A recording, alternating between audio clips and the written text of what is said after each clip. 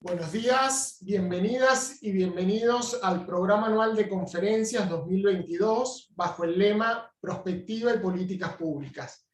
Este ciclo es organizado por el Ministerio de Ciencia, Tecnología e Innovación a través del Programa Nacional de Prospectiva Tecnológica PRONACTEC, de la Dirección Nacional de Estudios, de la Subsecretaría de Estudios y Prospectiva, junto a la Universidad Nacional de Cuyo y al Centro de Estudios Prospectivos de Cuyo.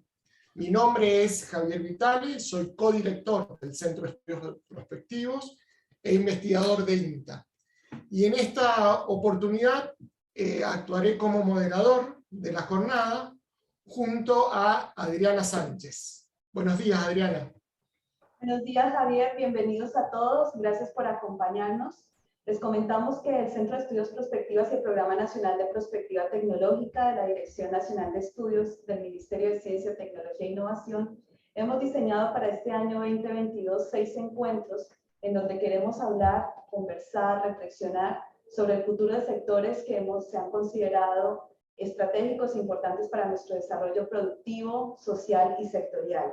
Entonces los invitamos a todos ustedes a que nos acompañen en el día de hoy. Y a lo largo vamos a hacer un encuentro cada mes, ahora en abril, en mayo, en el mes de julio, agosto, septiembre y noviembre. Tendremos encuentros así de esta naturaleza donde participarán referentes del sector y hablaremos sobre los desafíos, los retos, los limitantes, las tendencias globales y todo aquello que nos facilite pensar diferentes escenarios o futuros, sobre todo al año 2030. Todo este esfuerzo enmarcado en el desarrollo y en el diseño del Plan Nacional de Ciencia y Tecnología al 2030. Gracias, Adriana. Y el día de hoy nos convoca la primera conferencia sobre el desarrollo aeroespacial y la economía del espacio, que va a estar a cargo de 3 destacados referentes especialistas en el tema. Por un lado, el doctor Diego Hurtado, secretario de Planeamiento y Políticas en Ciencia, Tecnología e Innovación del MINCIT, Mirta Iriondo, de la Fábrica Argentina de Aviones, Brigader San Martín, Sociedad Anónima, FADEVA, y Raúl Kulichevsky, de la Comisión Nacional de Energía Atómica, CONEA. De esta forma, las instituciones convocantes, el MINCIT y el CEP, le dan la bienvenida al Programa Anual de Conferencias 2022. Adriana. Para el acto de apertura, invitamos al magíster Luis Ragno, director del Centro de Estudios de Prospectivos de Cuyo, a dirigir unas palabras de bienvenida. Muchas gracias, Adriana. Bueno, este es un momento muy auspicioso porque es la continuación de una larga trayectoria de trabajos conjuntos que venimos haciendo con el Ministerio de Ciencia, Tecnología e Innovación. Para los que no saben, ya en el año 2012, conjuntamente con el Ministerio, hicimos el primer Prospecta Argentina y Congreso Iberoamericano de Prospectiva. En el año 2014 volvimos a hacer otro congreso, en el año 2017, y ahora estamos proyectando conjuntamente con el Ministerio de Ciencia, Tecnología e Innovación el 4º Congreso Nacional de Prospectiva. ¿Con esto qué quiere decirle? Que los estudios de futuro, los estudios que trabajan sobre la incertidumbre, sobre estos cambios tan importantes que estamos viviendo, ya los hemos comenzado hace más de 9 años, casi 10 años. Esto requiere un cambio actitudinal en la forma de enseñar, en la formación, en la forma de pensar el futuro. Simplemente incluir la dimensión de futuro en todas nuestras actividades. Por eso agradecemos y realmente estamos muy contentos de que el Ministerio continúe en esta línea, en esta trayectoria que ya comenzamos desde hace casi 10 años. Por eso felicito al PRONACTEC, felicito al Ministerio, a sus autoridades, que podamos seguir trabajando en esta senda. Es decir, traer al futuro hoy y desde hoy crear nuestro mejor futuro. Muchas gracias y bienvenidos a este programa anual de conferencias. Muchas gracias, Luis. Ahora invitamos a la magíster Vanessa Lowenstein, directora nacional de estudios del Ministerio de Ciencia, Tecnología e Innovación de la Nación Argentina, a dirigirnos unas palabras. Vanessa. Muchas gracias, bienvenidos a todas y a todos. En primer lugar quiero agradecer a los expositores, a los participantes, bueno, y a nuestras autoridades por dar este espacio. Mi nombre es Vanessa Lowenstein, soy directora nacional de estudios. La mayoría de ustedes ya sabe que nosotros en el marco de la dirección y de la Subsecretaría de Estudios y Prospectiva, lo que estamos haciendo es trabajando, además del programa de Prospectiva Tecnológica, al cual aprendimos de la Universidad de Cuyo, lo interesante de agregarle también el abordaje de perspectiva tecnológica y territorial, considerando también las cuestiones sociales y localizar este tipo de ejercicios al ambiente y al lugar y al espacio donde toman lugar. Nosotros también estamos trabajando en cuestiones vinculadas con gestión de activos intangibles, propiedad intelectual y transferencia tecnológica, a su vez también con el otro de los programas, el de Vigilancia Tecnológica e Inteligencia Estratégica, y entre los tres programas lo que estamos tratando de hacer un poco es hacerlos dialogar y mejorar todo lo vinculado a la gestión de la innovación y el conocimiento. En esta oportunidad lo que nos estamos proponiendo es reforzar los procesos de planificación y planeamiento en áreas estratégicas en varios sectores, como les comentaron hoy es la economía del espacio, para prepararnos adecuadamente frente a las transformaciones globales y ver un poco cuál es el lugar donde se puede ubicar América Latina, y Argentina en particular, en estos senderos para el desarrollo. La prospectiva emerge como una herramienta de planificación que tiene grandes desafíos y potencialidad para nuestros países, que nos obliga a pensar un cambio estructural, y su implementación obviamente requiere de transformaciones profundas y pensar cuestiones a largo plazo y cuáles son las situaciones que van a impactar en los sectores y en el territorio y en la región, que van a ser, en este caso, del desarrollo aeroespacial y la economía del espacio, un tema, bueno, para ver un poco cómo podemos generar desarrollo local y cuáles son los espacios de acción, interacción y de políticas públicas activas que podemos hacer para promover y mejorar estas ventanas de oportunidades. Un poco lo que les pedimos a los expositores es que respondan a unas preguntas, la visión de futuro para estos temas en el año 2030, cuáles son los escenarios apuestas o deseados en este horizonte de tiempo desde una dimensión no solo global, sino considerando las particularidades regionales y locales, cuáles son los desafíos, retos o incertidumbres que va a enfrentar la industria aeronáutica y aeroespacial para fortalecer y aportar al desarrollo socioeconómico del país, las ideas fuerzas, las tendencias. Bueno, los invitamos a participar de este encuentro y del resto de las jornadas, y estamos muy contentos y agradecidos con este espacio. Muchas gracias, Vanessa. Bueno, vamos a pasar a explicar la dinámica, las reglas de juego de esta sesión y las siguientes. Las y los disertantes tendrán entre 15 y 20 minutos para realizar sus exposiciones, que como bien explicaba Vanessa, apuntan a poder visualizar el futuro al año 2030 de estos temas que son estratégicos para el desarrollo nacional y regional. Les pedimos a los participantes que puedan escribir sus preguntas de manera breve y concisa en el chat del Zoom, y nosotros con Adriana les trasladaremos esas preguntas a los expositores. Para evitar congestionamiento en el chat, les pedimos que solamente escriban preguntas o reflexiones o aportes que sean útiles para construir ideas en este intercambio que pretendemos entre los disertantes y los participantes. Obviamente, además está decir, pero es importante aclararlo, que el intercambio tiene que estar basado en un diálogo respetuoso, basado en conceptos y en ideas, y de igual forma le pedimos a los disertantes que brinden sus respuestas también breves y concisas para mantener un diálogo fluido y dinámico en esta interacción en la interfaz virtual. Adriana. Gracias, Javier. Presentamos al doctor Diego Hurtado. Él es el secretario de Planeamiento y Políticas en Ciencia, Tecnología e Innovación, doctor en Física por la Universidad de Buenos Aires, especialista en Innovación y Gestión de la Tecnología e Historia de la Ciencia y la Tecnología en América Latina. Se desempeñó como miembro del directorio de la Agencia Nacional de Promoción Científica y Tecnológica entre los años 2014 y 2017 y fue presidente del directorio de la Autoridad Regulatoria Nuclear en el año 2015, de la Secretaría General de Presidencia. Es profesor titular de la Universidad Nacional de San Martín, dirige el Centro de Estudios de Historia de la Ciencia y la Técnica. Doctor Diego Hurtado, bienvenido.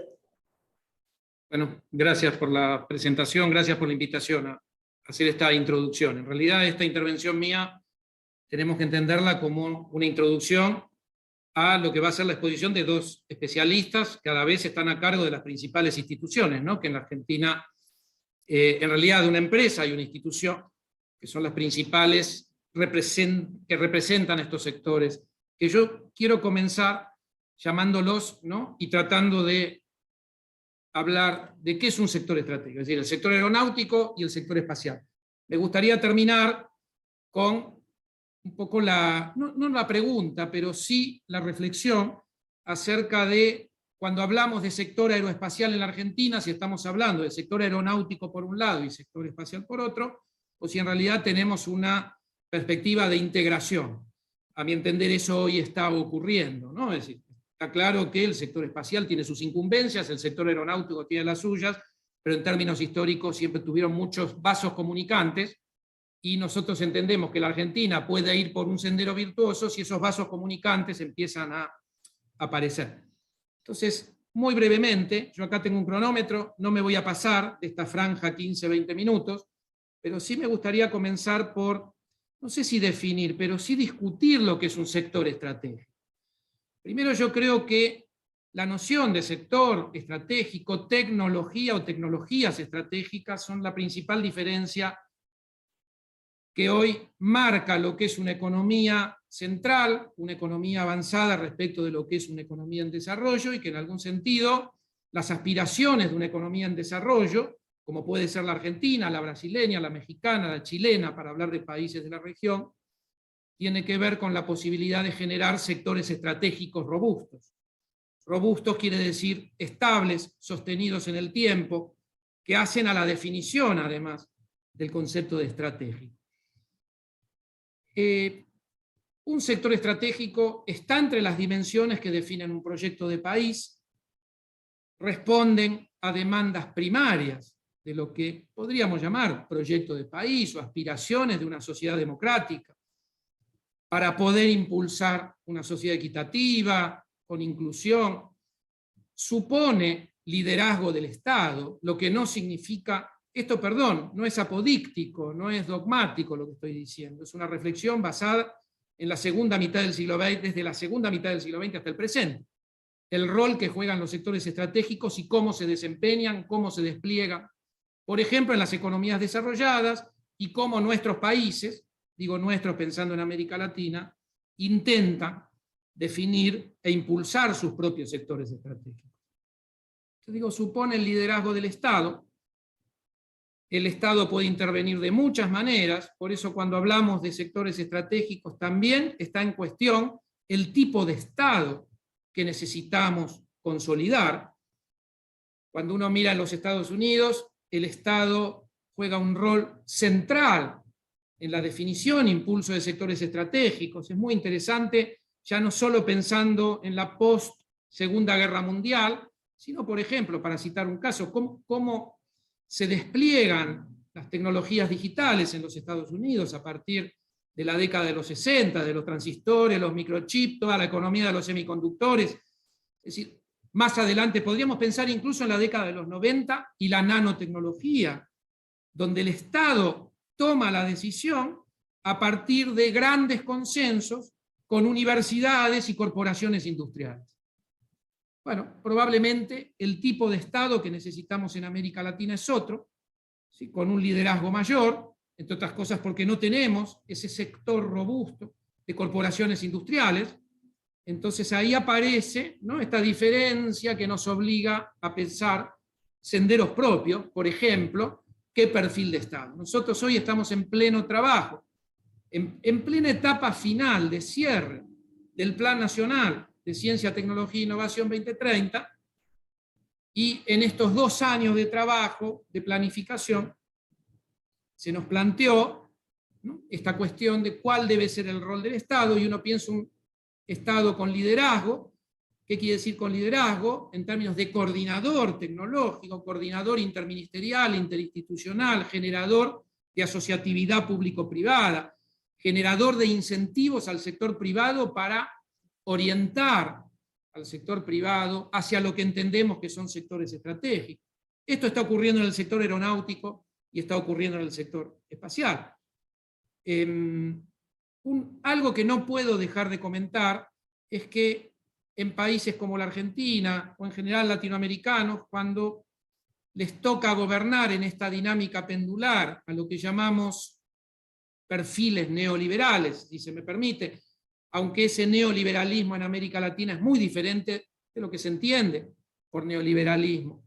Por ejemplo, no quiero dejar de citar esto, en la década de los 90 se ve muy claro, y se vuelve a ver de forma incipiente, salvo que en la Argentina solo duró 4 años, este interregnio de gobierno neoliberal, 2016-2019, pero se ve con mucha claridad en la década de los 90 como una de las aspiraciones de los organismos de gobernanza global era, en algún sentido, en alianza con las economías centrales, impulsar la privatización de los sectores estratégicos de las periferias, de los países en desarrollo.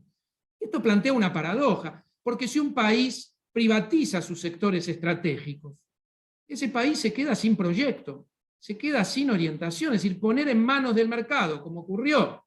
La fábrica argentina de aviones hoy, en su momento, fue privatizada y quedó en manos de la empresa Lockheed, ¿sí? O el sector de telecomunicaciones en manos de capitales extranjeros, franceses, alemanes e italianos, la empresa Nahuelsat. Se intenta privatizar una empresa emblemática del sector nuclear, Nucleoelectric, ¿no? Es decir, ahí vemos lo que pasa cuando un país se queda sin orientación, sin rumbo, a partir de perder el timón de sus proyectos estratégicos. Retomando algunas frases para ir sintetizando esta primera idea, está claro que esa experiencia fue nefasta. Entre 2016 y 2019 lo volvimos a ver, perdemos ARSAT 3, hoy lo volvemos a retomar, perdemos la producción pública de medicamentos, otro sector estratégico, perdemos en el sentido de intentar llevar esos sectores o ponerlos en manos del mercado. Dejo para otro día discutir el concepto de mercado en esta concepción. En realidad tiene mucho de sectores oligopólicos, sectores concentrados. Entonces, ¿dónde está el mercado, no?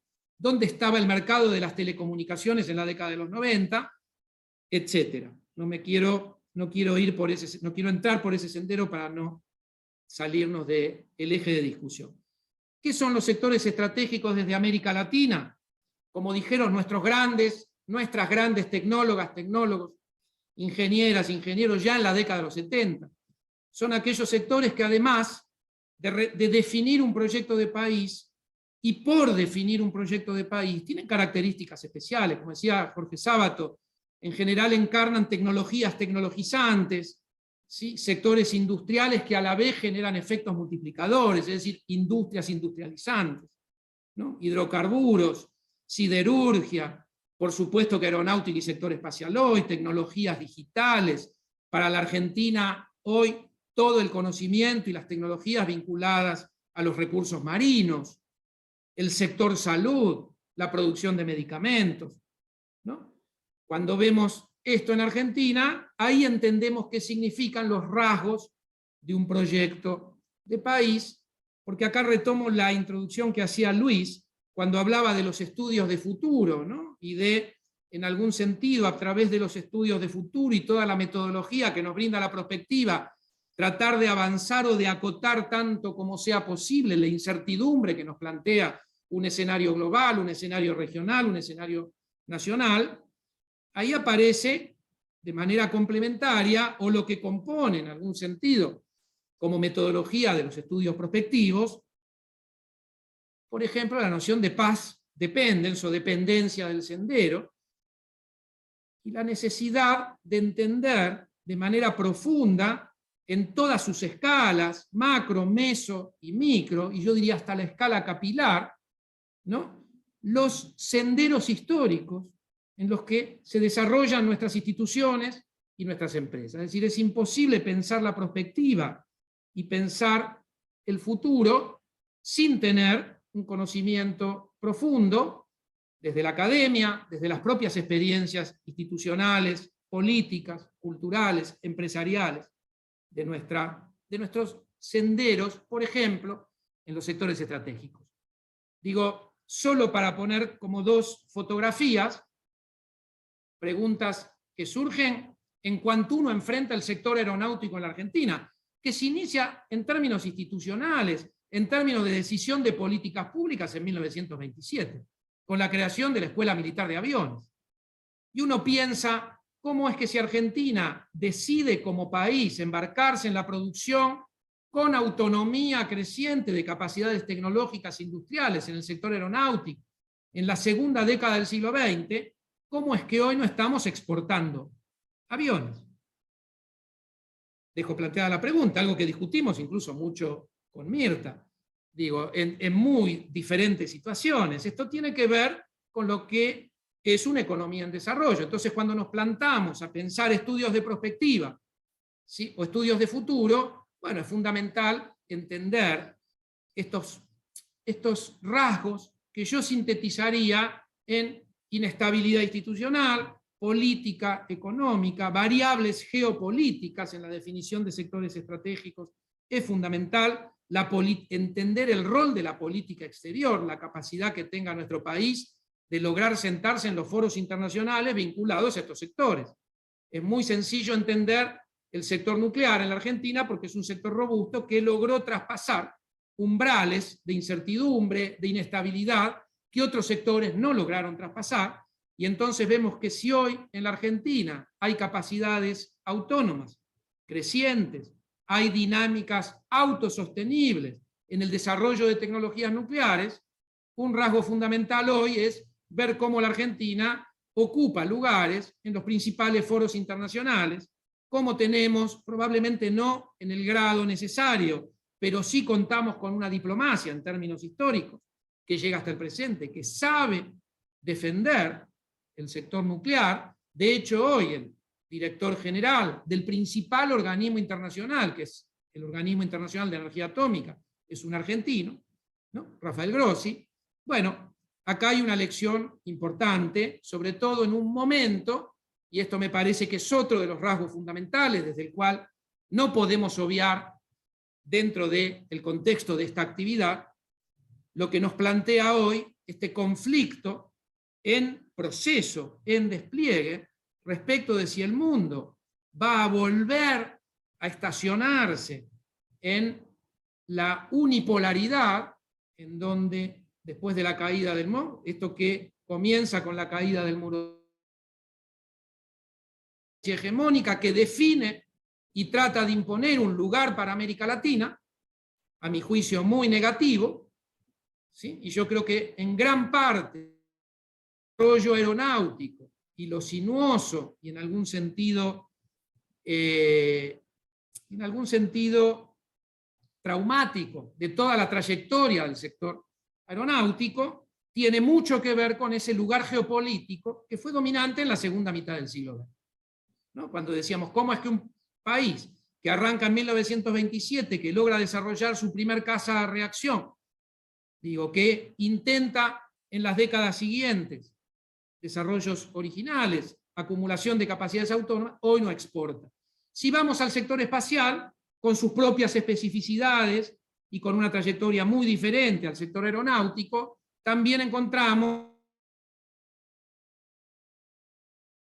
retrocesos, ¿no? El programa en Argentina empieza en términos institucionales en 1960 con la Comisión Nacional de Investigaciones Espaciales, que tiene un quiebre a partir del proyecto Cóndor, que vuelve a tener un quiebre a partir del desmantelamiento del proyecto Cóndor, momento en el que el sector espacial pasa a manos civiles, con la creación de la CONAE, que hoy en algún sentido dirige o conduce Raúl quien está acá presente, ¿no? Digo, y ahí empezaría, yo digo, si tuviéramos que hacer una periodización, un tercer, cuarto, depende cómo uno interprete, ¿no? Segmento de una historia también sinuosa, en la que, sin embargo, la Argentina insiste, pone al Estado al frente, ¿no? Con la esperanza de que tanto el sector espacial como el sector nuclear puedan generar esto que uno espera de los sectores estratégicos. Efectos multiplicadores, capacidades industriales que sean capaces de ayudar a incorporar tecnología, a generar procesos de transferencia, a transmitir culturas empresariales vinculadas a un proyecto de país.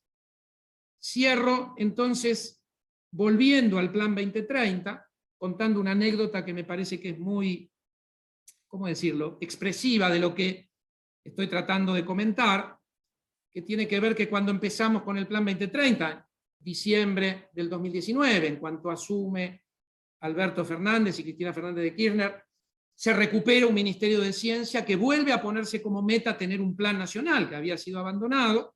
Por ley, Argentina tiene que tener un plan nacional de ciencia, tecnología e innovación, y lo primero que hacemos es, no desde el Ministerio, sino generando una metodología de concertación de escala nacional, interministerial, con dimensión federal, empezar a tratar de definir aquellos sectores estratégicos o aquellas agendas estratégicas para acompañar un proyecto de país con inclusión, con equidad, democrático, etcétera, etcétera.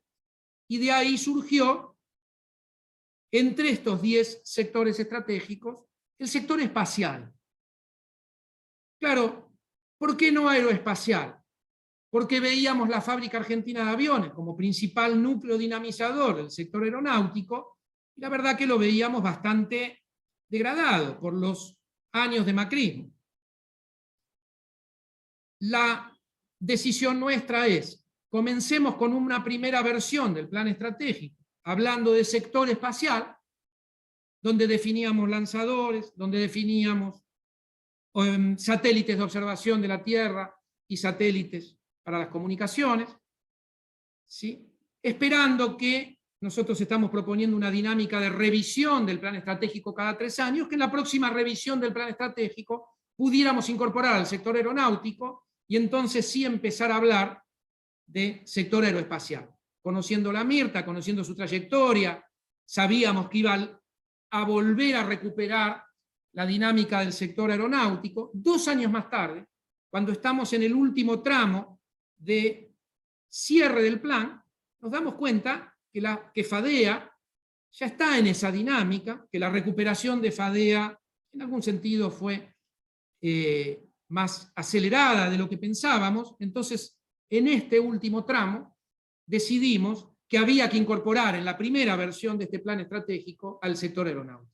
Entonces, cuando ustedes puedan acceder al Plan Nacional 2030, van a encontrar que hablamos entre las 10 agendas estratégicas de sector aeroespacial, donde se define lanzadores, satélites de observación, satélites de comunicaciones, y definimos también una agenda para el sector espacial, básicamente retomando lo que Mirta, ¿no?, definió como agenda estratégica para el sector aeronáutico. Entonces, última idea, estoy en el minuto 18, hoy podemos ver, tanto en el sector espacial como en el sector aeronáutico, crecer, yo creo que de manera incipiente, pymes, ¿sí?, empresas nacionales que están acompañando este liderazgo del Estado, y además estamos viendo aparecer estos vasos comunicantes entre el sector espacial y el sector aeronáutico. La conclusión para nosotros es que estamos en el rumbo correcto, pero que esto hay que sostenerlo para las próximas décadas, ¿no? Bueno, gracias. Dejo acá. Muchas gracias, Diego. Sumamente interesante tu introducción y destacando el rol indelegable del Estado en los procesos de planificación para el desarrollo. Muy importante. Vamos a continuar ahora con la presentación de Mirta Iriondo. Ella es presidenta y CEO de la Fábrica Argentina de Aviones Brigadier San Martín, sociedad anónima, desde el 20 de enero del 2020. Es ingeniera en física, técnica y licenciada en física, doctora en matemática aplicada del Real Instituto de Tecnología de Suecia, ex decana, docente e investigadora de la Facultad de Matemática, Astronomía, Física y Computación de la Universidad Nacional de Córdoba, investigadora en licencia del CONICET. Se desempeñó como subsecretaria de Investigación Científica y Desarrollo Tecnológico durante el periodo 2011-2022 en el Ministerio de Defensa, directora general de Planificación Industrial y Servicios para la Defensa durante el periodo 2007-2011 en el Ministerio de Defensa. Mirta, bienvenida. Bueno, muchas gracias por la invitación. Y bueno, yo voy a ser un poquito más terrenal que Raúl porque estoy más cerca, estoy dentro de la atmósfera y bastante más cerca de la Tierra. Y la otra parte, por supuesto, la va a hacer Raúl, ¿no? Así que, ay, ahora, no sé qué pasa, que no puedo pasar las... ahí está. Ahí está, Ahora siempre tarda un poquito. Siempre tarda un poquito, perdón. Así que yo voy a hablar de la parte, dentro de este título voy a hablar solamente de la parte aeronáutica, y creería que antes de contestar, no sé si voy a contestar todas las preguntas que me pidieron que conteste, pero antes de hacerlo creo que es importante un pantallazo muy rápido de lo que nosotros hacemos para, ya que nosotros somos una empresa productiva, somos una empresa que si no tiene producto no existe, y además cómo hacer para generar el valor agregado y dentro de la economía contribuir al ingreso de dólares. Así que muy rápidamente voy a mostrar nuestras actividades antes de comenzar a responder. Nuestras principales unidades de negocio son el mantenimiento, la modernización y la fabricación. Esas son nuestras unidades de negocio. Dentro de lo que es el mantenimiento, tengo que decir que, en primer lugar, nosotros somos una empresa donde ofrece servicios centralmente a Fuerza Aérea Argentina, o en general a las Fuerzas Armadas. Así que nuestro mantenimiento está, por un lado, ligado a sostener los sistemas de armas. Cuando hablo de sistemas de armas, hablo de sistemas de armas que vuelan, tanto a Fuerza Aérea Argentina como a la Armada Argentina como a Ejército Argentino. Y luego tenemos una parte civil y comercial, donde hacemos mantenimiento y trabajamos con empresas multinacionales. Tengo que decir aquí que las empresas que se ocupan del mantenimiento de los aviones comerciales está totalmente monopolizado. En la región, la empresa que monopoliza el mantenimiento para la mayoría de las empresas comerciales de aviación es Etihad. Así que somos socios de Etihad, socios menores, y ellos nos imponen obviamente el precio a que nos compran el mantenimiento de los aviones que nos traen aquí en la región. Estamos muy bien posicionados en cuanto a que nosotros, aparte de hacer mantenimiento y estos servicios, tenemos una fábrica detrás que resuelve problemas que si no le llevaría a las aerolíneas mucho más tiempo resolverlo. Y por supuesto nuestros principales clientes que trabajan con Etihad es LATAM, y otras aerolíneas como Flybondi, JetSmart, y también hacemos trabajos para aerolíneas argentinas, trabajos que ellos no pueden hacer. Por otro lado, hay una unidad de negocios, donde ahí ya sí empieza más fuertemente a intervenir la tecnología, que son las modernizaciones. Las modernizaciones son importantes porque prolongan el tiempo de vida de las aeronaves, y además se le hace todo un upgrade relacionado con la aviónica y las tecnologías modernas. Ya que una aeronave tiene muchos años de vida. Y las modernizaciones centralmente hoy las estamos haciendo, por supuesto, a las 3 Fuerzas Armadas, la parte de aviación, las Fuerzas Armadas, y también estamos trabajando con, por ejemplo, en la última modernización que hicimos, que es un avión de inteligencia para la Armada de Perú, se fue hace 3 días atrás. Son modernizaciones donde ahí sí interviene no solamente nuestro expertise salido de la parte de mantenimiento, que es la estructura de las aeronaves, sino todo lo que es la mano de obra y todo lo que es soluciones de ingeniería relacionadas con la modernización de esas aeronaves que llevan radares y llevan estaciones de emisión. Perú las utiliza para el control de la plataforma marítima, y tienen, tengo que decir que tienen, cuando uno lo mira, tienen mejores aeronaves que nuestra Armada Argentina. Estas aeronaves son Fokker, por supuesto, no son nacionales, son de la empresa Fokker, más nuevas que las nuestras.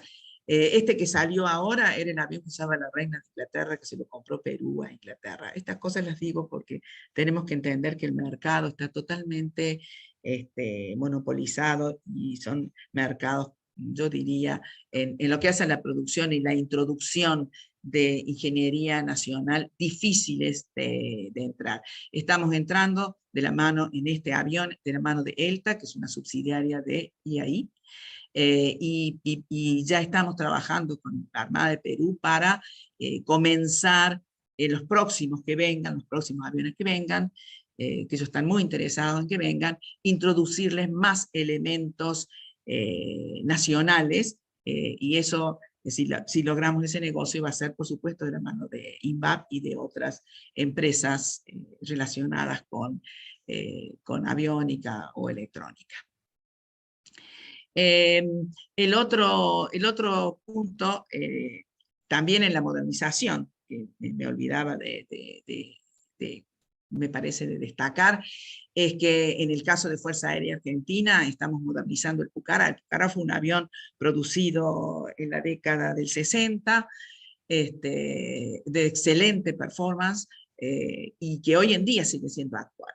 Se le había dado de baja. Recuerden que todo lo que nosotros hacemos en lo militar nacional depende de las decisiones de las Fuerzas Armadas, y por lo tanto depende de las decisiones del Ministerio de Defensa. Y aquí tenemos una diferencia entre las Fuerzas Armadas de Argentina y las Fuerzas Armadas de la región. Las Fuerzas Armadas Argentinas son conducidos políticamente por el ministro de Defensa y por supuesto por el comandante en jefe, que es el presidente de la nación. No tienen la autonomía que tienen las Fuerzas Armadas, otras Fuerzas Armadas de la región. En ese sentido, ha sido el aporte que se hizo en el 2005-2006, cuando se reglamenta la ley de defensa por la doctora Garré, fue fundamental para poder conducir las Fuerzas Armadas y poder determinar esto de que tenemos que priorizar el componente nacional.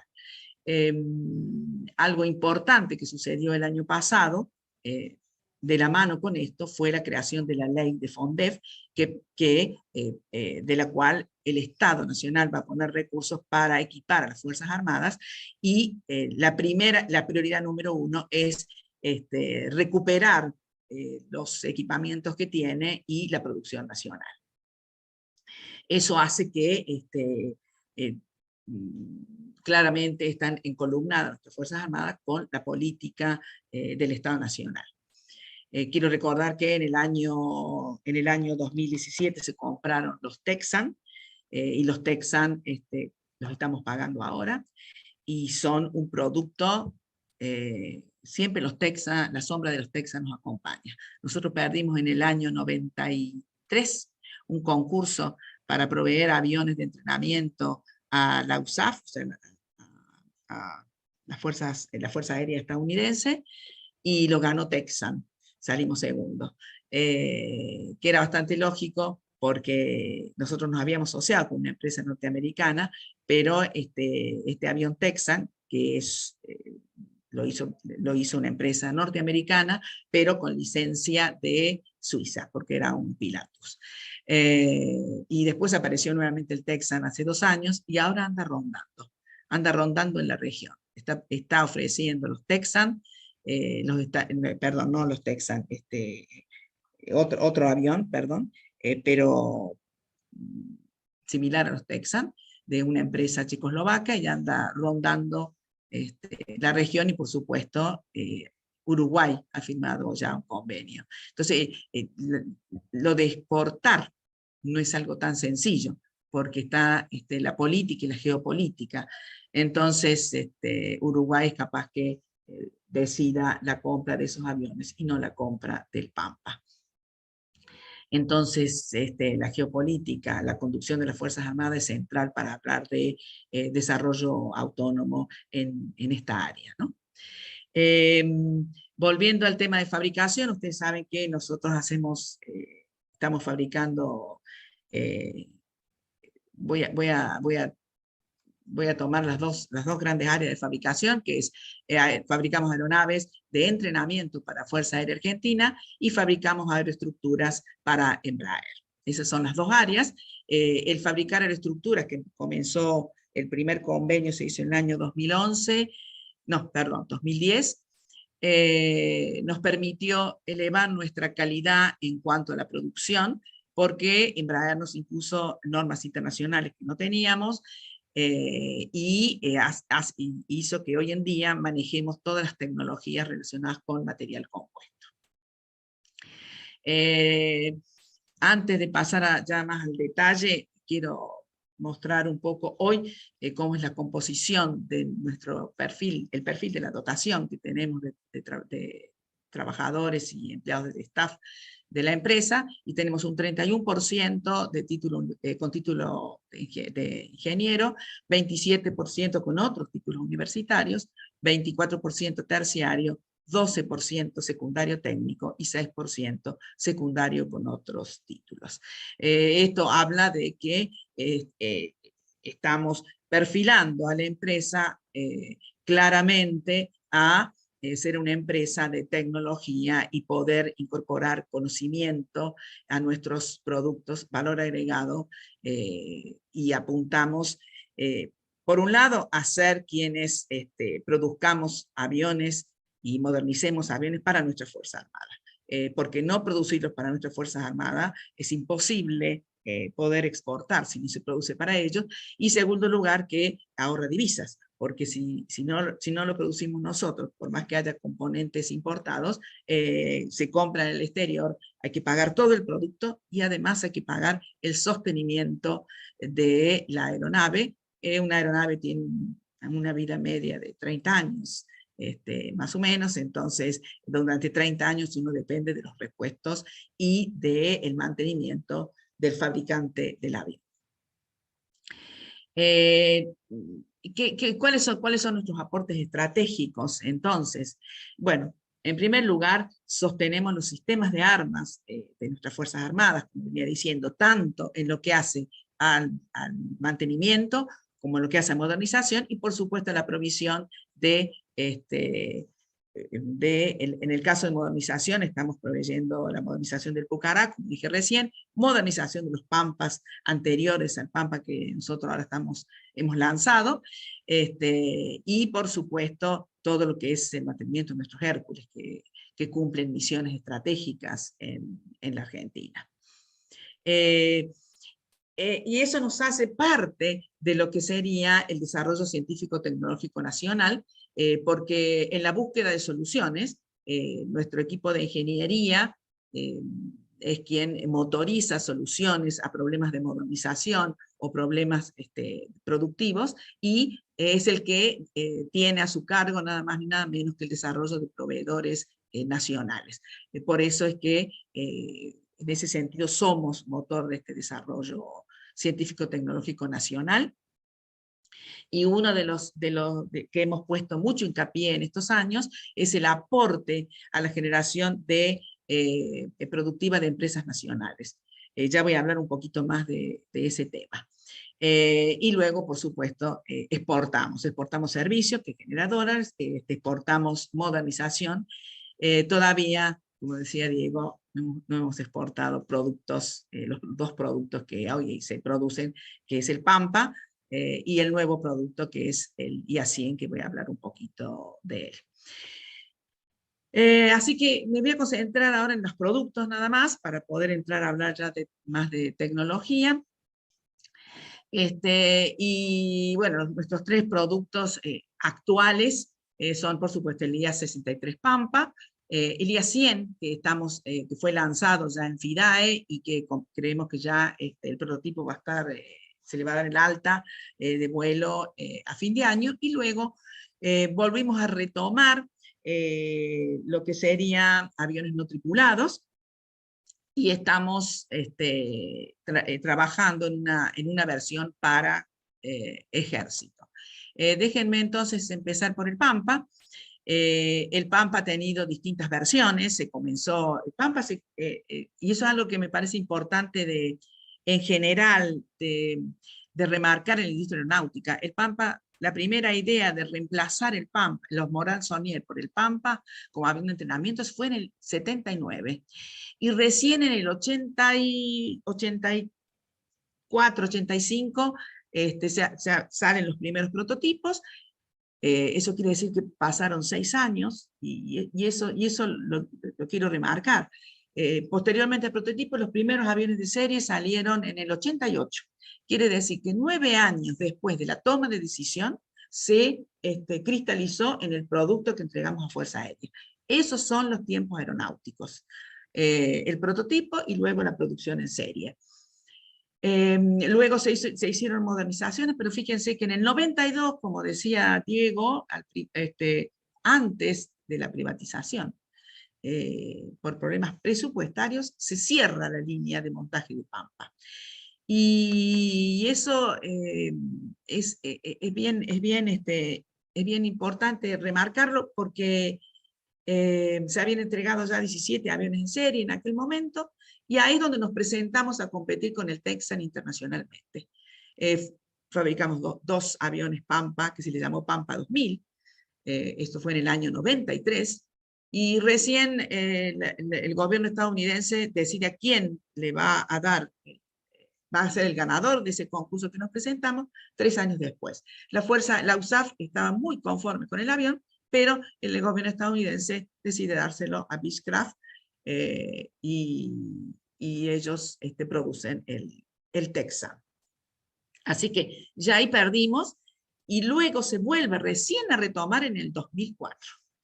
Se retoma en el 2004 y se toman las decisiones de remotorización, mejora de la aviónica, y hay una pausa, se frena todo en el 2015. En el 2015 vuela el avión ya remotorizado y con una nueva aviónica, y en el 2000 se suspende, y en el 2018 se vuelve a retomar. Ahí se empiezan a producir en serie los aviones. El último salió en el 2020, ya en nuestra gestión, y allí se toma la decisión de presentar este último producto, que es el que el año pasado se entregó el prototipo a Fuerza Aérea, y hoy estamos entregando el primer avión de serie, al que le llamamos Pampa 3 Bloque 2.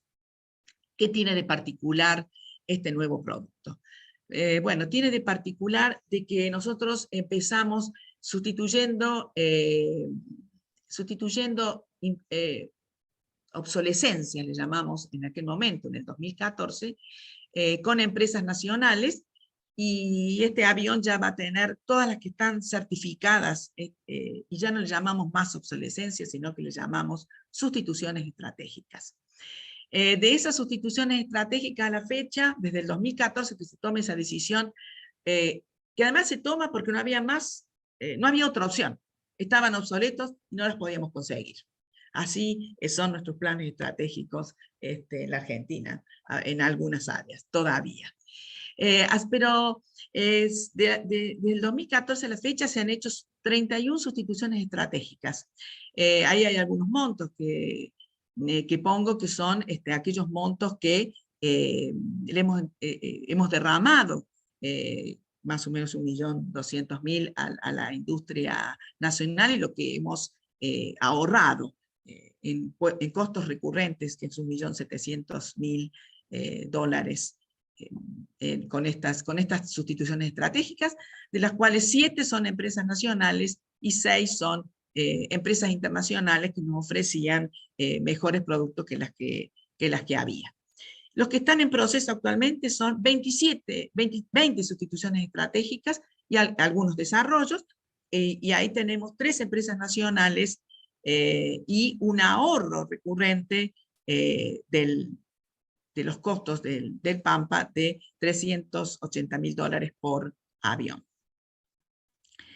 Allí tengo que explicar un poquito más a fondo para poder después explicar cuál es nuestra visión a 10 años adelante.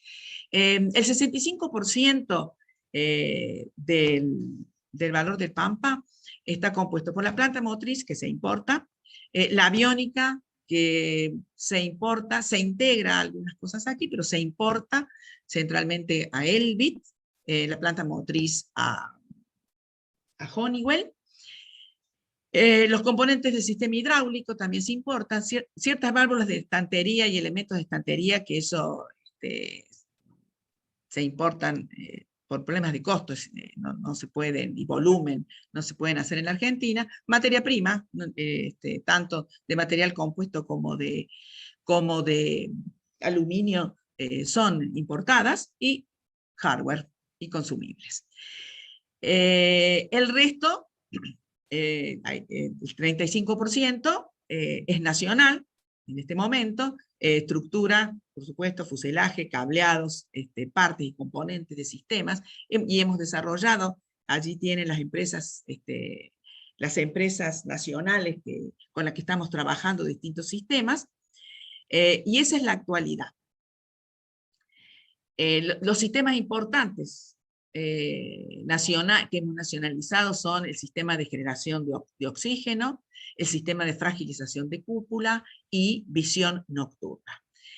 Y estamos algunos de estas nuevas capacidades las estamos actualmente desarrollando.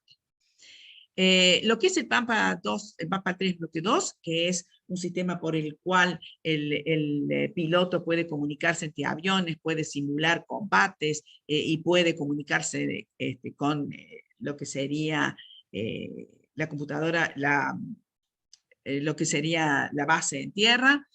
Ese es un sistema importado y comprado a Elbit. Y por supuesto, sí tenemos un sistema de entrenamiento integrado, donde lo estamos desarrollando nosotros para nuestros pilotos. También estamos desarrollando armamento, se lo voy a pasar muy rápidamente. Estamos trabajando, entre otros, con el Instituto Universitario Aeronáutico, y tenemos cooperación con 2 organismos, con el INVAP por un lado, que estamos volviendo a retomar algo que se dio de baja en el 2016, que es un UAV clase 2, y también estamos teniendo desarrollo colaboración con BEN. BEN nos ha hecho una sustitución estratégica de un fatigómetro que no va a estar colocado en este avión, sino en el próximo, ya está certificado, y además nosotros le estamos produciendo herramental y piezas para los vectores que necesita BEN. Y aquí viene lo que sí creemos que tenemos que pensar a un tiempo más largo, que es el desarrollo de una computadora de visión. Obviamente que tenemos capacidad para hacerlo, no nosotros, sino BEN o INVAP o la misma CONAE, y la computadora de misión es central porque entre 5 y 10 años va a estar obsoleta esta computadora de misión, y por supuesto Elbit va a venir nuevamente a ofrecernos hacer el desarrollo de una nueva computadora de misión.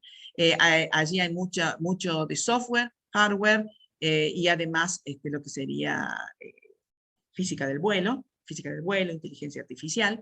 Y entonces creemos que hoy tenemos que empezar a hablar de este tema con el Ministerio de Ciencia, con el Ministerio de la Producción, con INVAP, con BEN, que son las empresas con las que más contactos tenemos, que son proveedoras, por supuesto, de la CONAE, porque tenemos que lograr que en 10 años tener nuestra propia computadora de misión. ¿Cuesta dinero? Sí, cuesta dinero. Son decisiones estratégicas. Y el Estado, y ahí las decisiones estratégicas no hablan solamente del punto de vista económico, sino decisiones estratégicas desde el punto de vista militar y de la soberanía. Algo más cercano a eso son los displays multifunción, que también se les compra a Elbit, y que creemos que estamos en condiciones de desarrollar esos displays en la Argentina, y estamos discutiéndolo, queremos discutirlo con PEN a este tema, y con INVAP. Y por supuesto un radar de barrido electrónico que queremos discutir con INVAP. Estos tres son lo que nosotros consideramos desarrollos estratégicos a futuro, y estoy pensando en los próximos 10 años.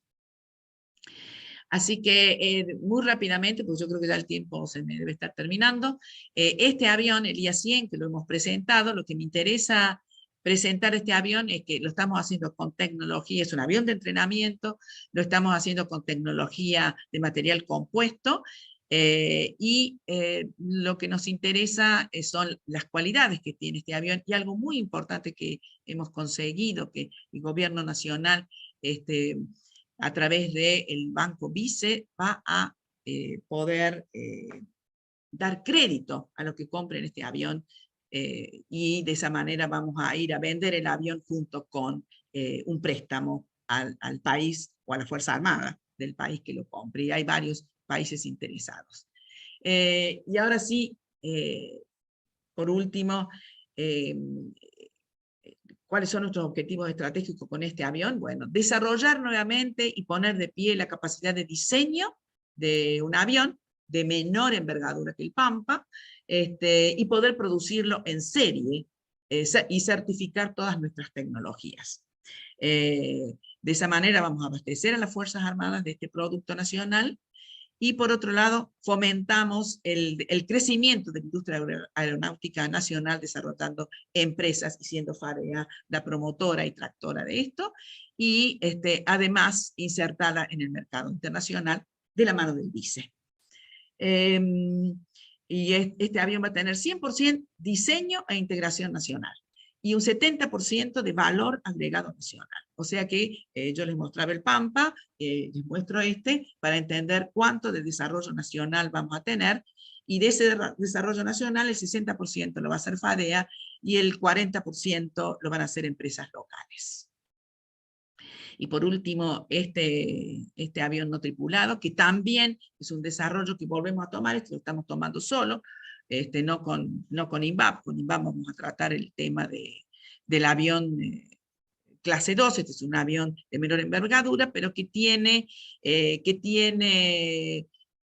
propulsión, un segmento terreno, y centralmente va a ser un avión clase 1, pero un avión más grande, y que va a tener despegue vertical y aterrizaje vertical, y luego desplazamiento horizontal.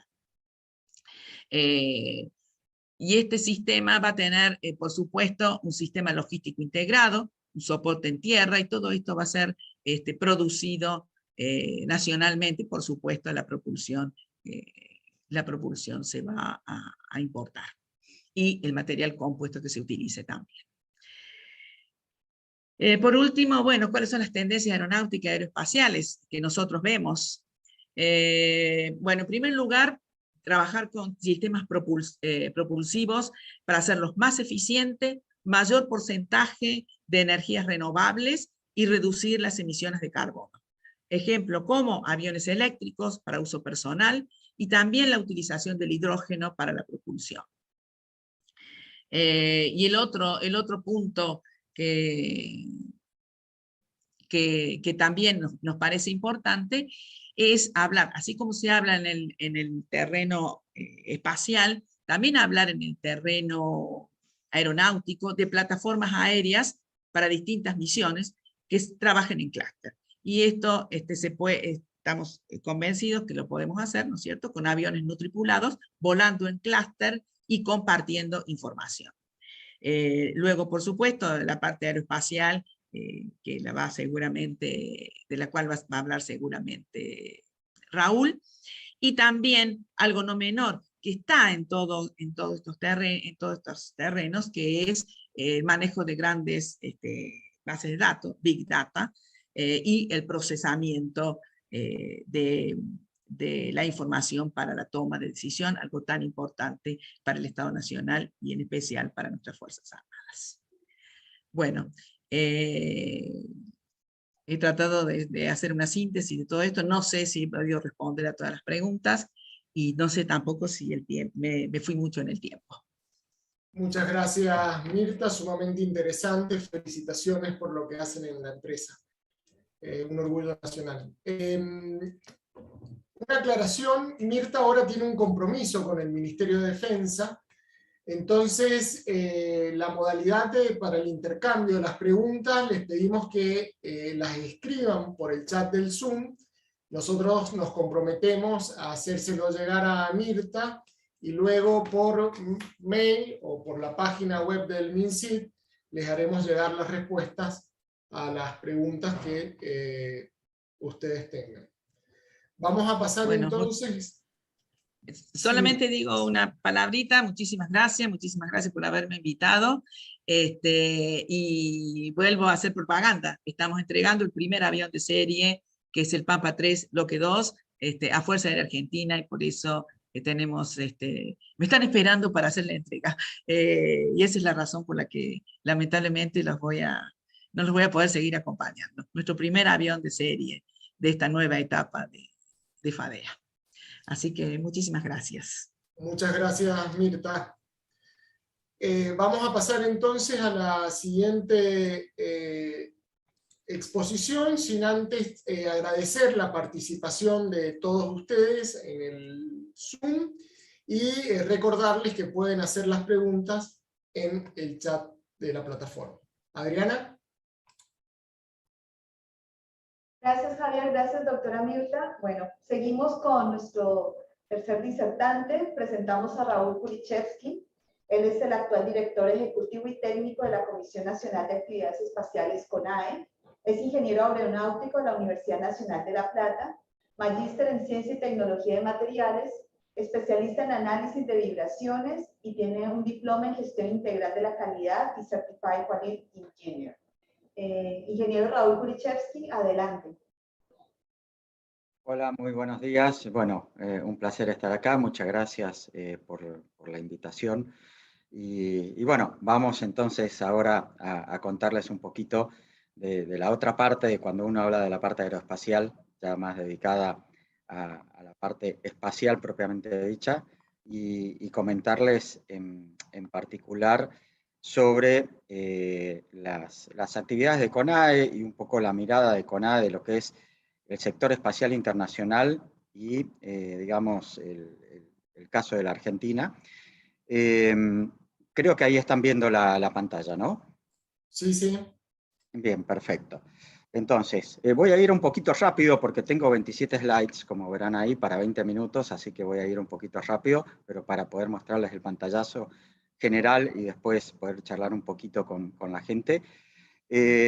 Arrancando con lo que son las actividades principales de CONAE, que tienen que ver con el desarrollo satelital de nuestros propios satélites, desde, digamos, el diseño hasta, digamos, la integración, ensayos, calificación. Todavía no la puesta en órbita, pero sí estamos trabajando también ahora en el desarrollo de vehículos lanzadores para en algún momento poder colocar en órbita los satélites de observación de la Tierra que desarrollamos